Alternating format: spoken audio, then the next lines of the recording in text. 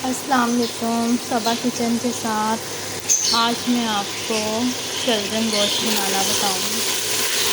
ये मेरे पास मटन है आधा किलो, आपको नज़र आ रहा होगा। ये मेरे पास टमाटर है, एक बड़ा साइज़ का था, 3 हरी मिर्चें थी और इसमें नमक, मिर्च, हल्दी, ये आधा आधा चम्मच मैंने डाला है, ठीक है। एक टमाटर फुल साइज़ का, और इसमें मैंने ना बड़ी प्याज थी और एक मेरे पास और लहसुन की एक गट्ठी थी छोटे साइज़ की, और प्याज को फ्राई किया, फिर ये गोश्त को फ्राई कर दूँगी।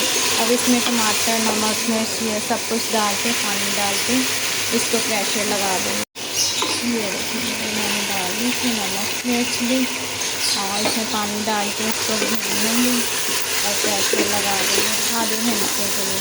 20 मिनट का प्रेशर, ठीक है। बहुत अच्छा सा गल जाएगा और फिर हम चल जी। तो ये हमारे शलजम हो चुके हैं, इसको थोड़ा मैश कर लेंगे। गोश्त हमने निकाल दिया था, अब इसको मैश करके इसको भून के तो फिर गोश्त इसमें डाल, अब गोश्त भी हो गया और इसमें गर्म मसाला डाल देंगे। शलजम हम मैश करते हैं और फिर इसमें मैश करते, ये शलजम मैश करके हमने डाल दिया। अब ये हल्की आंच पे हम रख देंगे, ऑयल ऊपर आ जाएगा, फिर